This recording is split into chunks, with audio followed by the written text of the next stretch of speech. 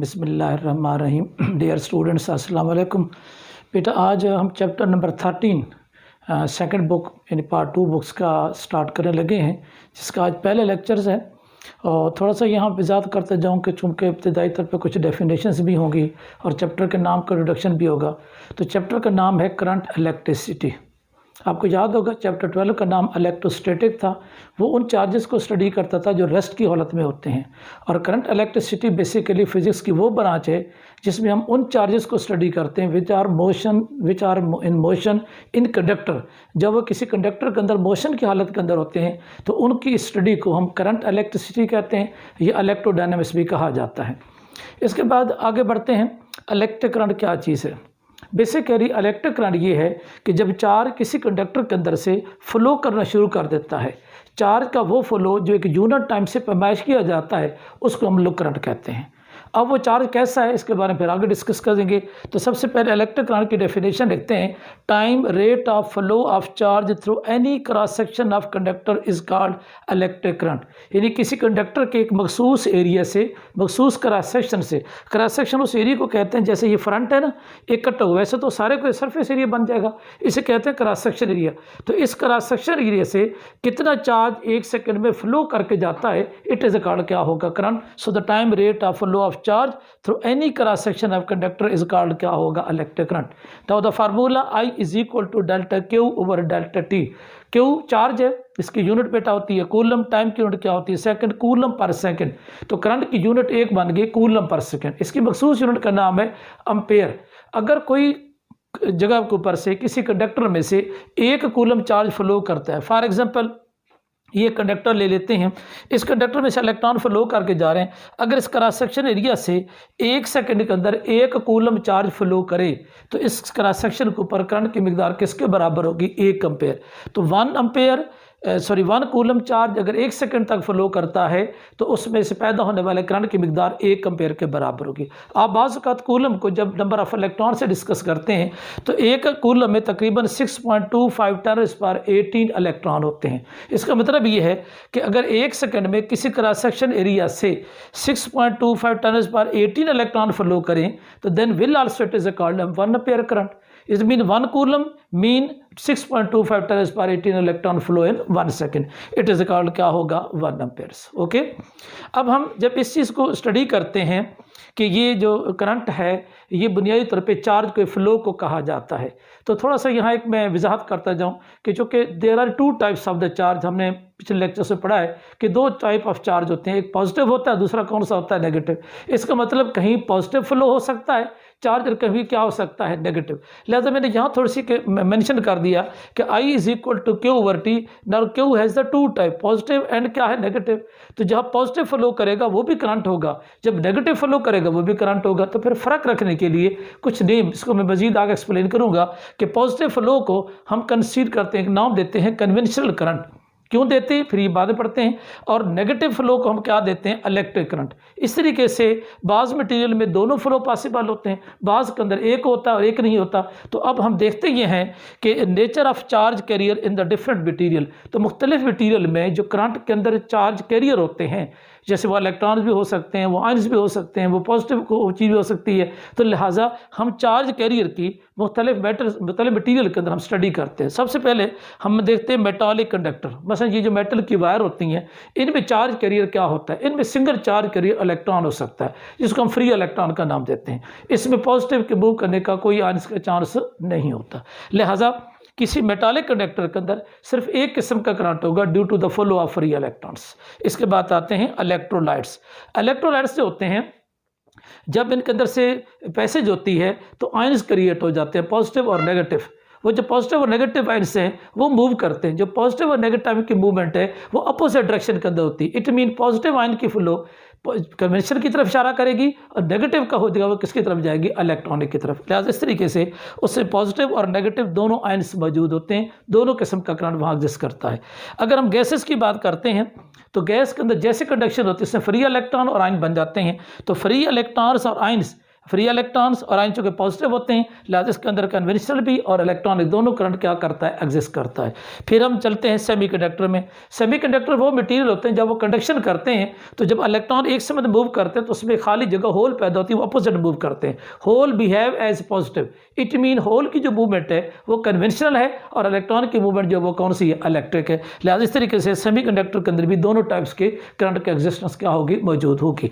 अब आगे देखते हैं कि कन्वेंशनल करंट है क्या चीज़।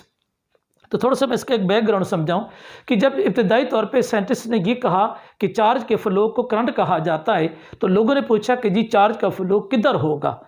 तो उनकी इब्तदाई एक कंसेप्ट ये था कि जैसे दुनिया में कोई भी चीज़ जब फ्लो करती है तो वह हाई से लो की तरफ जाती है, तो उनका कंसेप्ट ये था कि हाई से लो की तरफ फ्लो करने वाली चीज़ होगी। लिहाजा अगर हाई से लो की बात करेंगे तो थोड़ा सा इस पॉइंट्स को ज़रा समझेंगे। ये एक प्लेट पॉजिटिव है, ये प्लेट क्या है, नेगेटिव है। मुझे आप समझा सकते हैं कि पॉजिटिव हाई से लो की तरफ जाएगा, चूँकि पॉजिटिव को रिपेल करेगा और नेगेटिव क्या करेगा, अट्रैक्ट। ये तो कभी नहीं हो सकता कि ये पॉजिटिव नेगेटिव से पॉजिटिव की तरफ जाए। इसका मतलब ये हुआ कि हम अगर इस डायग्राम को गौर से देखें तो एक बात तो समझ में आ रही है कि पॉजिटिव का जो फ्लो है अगर कहीं पॉसिबल है तो वो हाई से किधर है, लो की तरफ। लिहाजा इसी को कन्वेंशन मान लिया गया। क्यों मान लिया गया? क्योंकि दुनिया में कन्वेंशनली जितनी भी चीज़ें फ्लो कर रही थी वो हाई से लो कंसंट्रेशन की तरफ जा रही थी। लिहाजा चार्ज के फ्लो के बारे में इब्तदाई तस्वर यही था कि पॉजिटिव फ्लो करता है और वो हाई से किधर फ्लो करता है, लो की तरफ। लेकिन अनफॉर्चुनेटली जब बहुत सारे एक्सपेरिमेंट बाद में हुए तो पता चला कि ये जो हमारी सपोजिशन है ये रॉन्ग है। लेकिन चूँकि एक रिवायत काफ़ी अर्से तक चल चुकी थी और उसको उस हद तक भी माना भी जा रहा था, तो उस वक्त तक से लेके आज तक हम जब डायग्राम डेवलप करते हैं तो जब हम उस करंट की शो करते हैं तो बेसिकली वो करंट की कन्वेंशनल डायग्राम्स होती हैं, लेकिन बेसिकली जो इलेक्ट्रॉन फ्लो करते हैं वो अपोजिट टू द कन्वेंशनल होते हैं। ये बेसिकली उनके अंदर क्या होगा, फ़र्क होगा। सो अब आते हैं जी कन्वेंशनल करंट है क्या चीज़। The current which passes from point of high potential to the low potential, यानी ये वो बेसिकली फ्लो है जो हाई से किधर जाता है, लो की तरफ। और ये किसको रिप्रेजेंट करता है, as if it is the represented by the movement of positive charge. और ये जो मूव है ये पॉजिटिव की मूवमेंट को रिप्रेजेंट कर सकता है। जाहिर है पॉजिटिव नेगेटिव की तरफ, तो नेगेटिव से पॉजिटिव की तरफ तो नहीं जा सकता, तो पॉजिटिव का फ्लो अगर हो सकता है तो फ्रॉम पॉजिटिव टू क्या हो सकता है, नेगेटिव। इसका मतलब पॉजिटिव का फ्लो और कन्वेंशनल का फ्लो दोनों एक जैसे हैं। लिहाजा हम इसे कन्वेंशनल करंट मानते हैं तो हम लिख सकते हैं कि rate of flow of positive charge इस कॉल्ड क्या होगा, कन्वेंशनल करंट। ओके, नंबर 2 पे आते हैं इलेक्ट्रिक करंट्स। इलेक्ट्रिक करंट के अंदर जो फ्लो होता है फ्रॉम लो टू हाई होता है।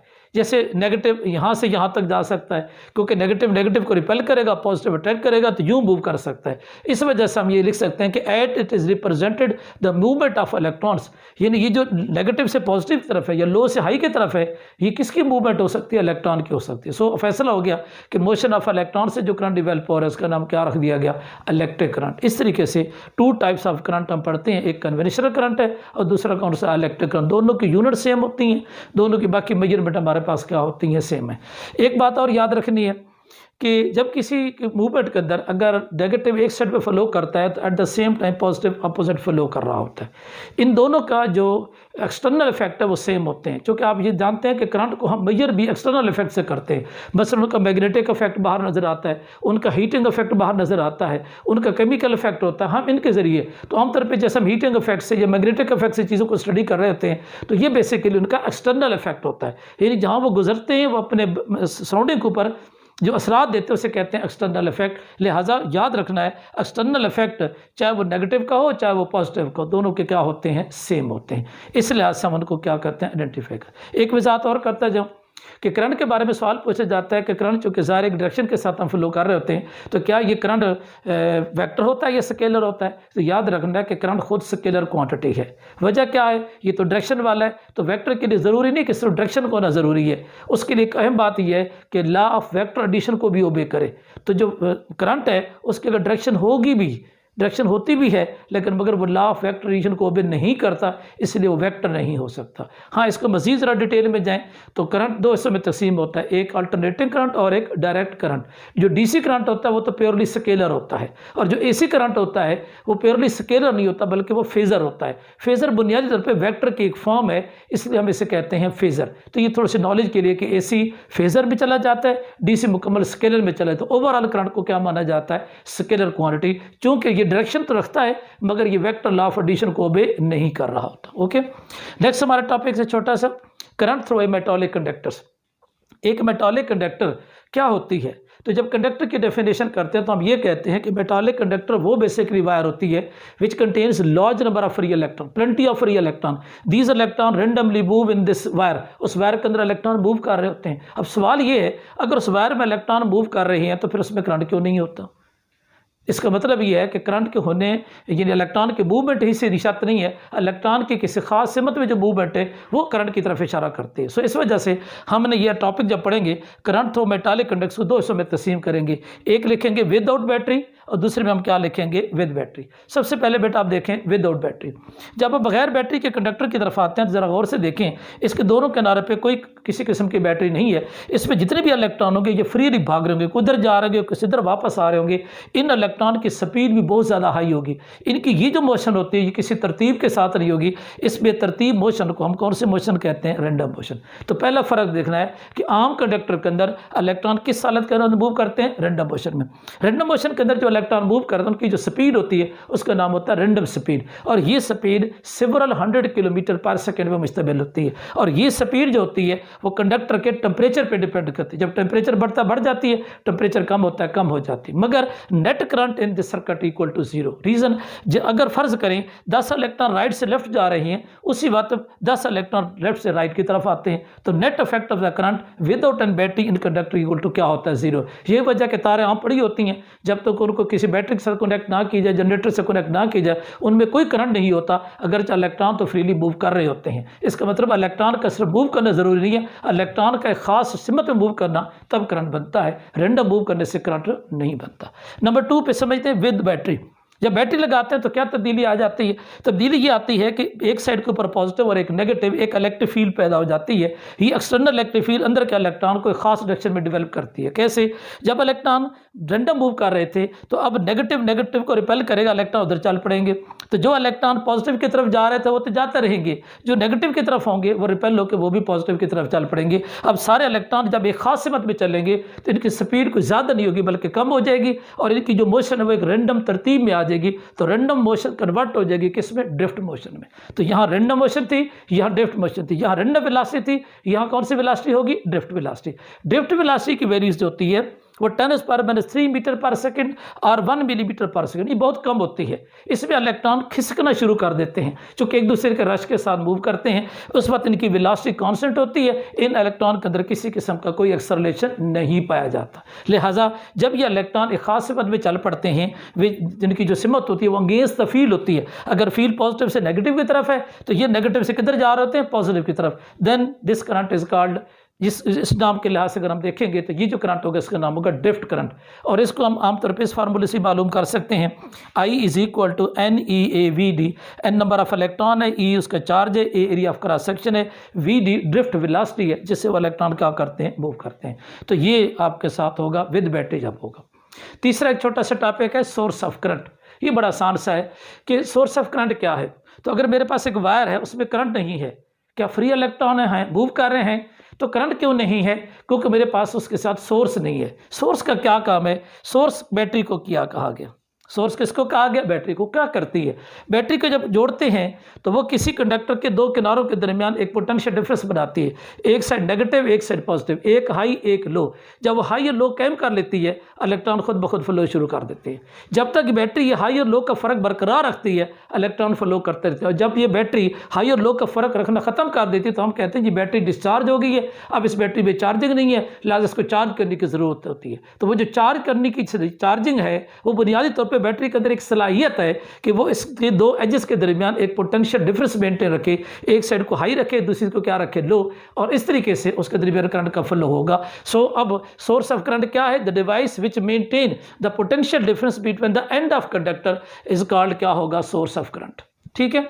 Now thermocouple, battery, solar cell, ये सारे सोर्स ऑफ करंट हैं। इनमें सेल क्या होता है? हम सेल इस्तेमाल करते हैं, उसमें केमिकल एनर्जी होती है वो इलेक्ट्रिकल में कन्वर्ट होकर उसको सपोर्ट करती है। जनरेटर जो होता है वो मैकेनिकल एनर्जी को किस में कन्वर्ट करता है, इलेक्ट्रिकल में। थर्मोकपल है वो हीट एनर्जी को इलेक्ट्रिकल में। सोलर सेल है वो लाइट को किस में, इलेक्ट्रिकल एनर्जी में। ये सारे के सारे जितने मैंने जिक्र किए ये सारे के सारे सोर्स हैं, और ये किसी कंडक्टर के एज के ऊपर क्या काम करते हैं, पोटेंशियल डिफरेंस, जो करंट के भाव के क्या बनता है, रीजन बनता है। आमतौर पर ये सेल के हवाले से सवाल होता है कि सेल दो तरह के होते हैं, एक प्राइमरी सेल होते हैं, एक सेकेंडरी सेल होते हैं। जो बेटा प्राइमरी सेल होते हैं वो रिचार्जेबल नहीं होते हैं, जिसको ड्राई सेल कहते हैं, आमतौर पे जो हम क्लॉक वगैरह में डालते हैं, इनको रिचार्ज नहीं किया जा सकता। जो रिचार्जेबल सेल होते हैं वो बड़ी बैटरीज होती हैं, जो यूपीएस के साथ हम लगाते हैं, उनमें मुख्तलिफ किस्म की होती हैं। लेड मैंने मेंशन भी कर दी थी कि उनमें से एक बैटरी जो होती है वो निकल और कैडमियम वाली होती है, और एक लेड और एसिड वाली होती हैं। ये दोनों चार्ज हो सकती हैं, इसको कहते हैं सेकेंडरी सेल। तो सेकेंडरी सेल या सेकेंडरी बैटरी चार्ज होती है, प्राइमरी वाली चार्ज नहीं होती। जिससे लिग्रांजियन सेल होते हैं वो चार्ज नहीं होते। बाकी करंट के मतलब मैंने पहले आपको डिटेल समझा दी। अब ये वायर है, फ़र्ज़ करें इसके दो किनारों के दरमियान हाई और लो रखेंगे, करंट चलता रहेगा। जब दोनों पोटेंशियल किनारे सेम हो जाएंगे इनका करंट बंद हो जाएगा। इसको क्या कहते हैं, सोर्स ऑफ करंट कहेंगे। तो ये था इब्तदाई तौर पर आज के जो टॉपिक था, बड़ा आसान से चंद टॉपिक्स थे। इंशाल्लाह मिलेंगे नेक्स्ट लेक्चर में। अल्लाह हाफ़िज़।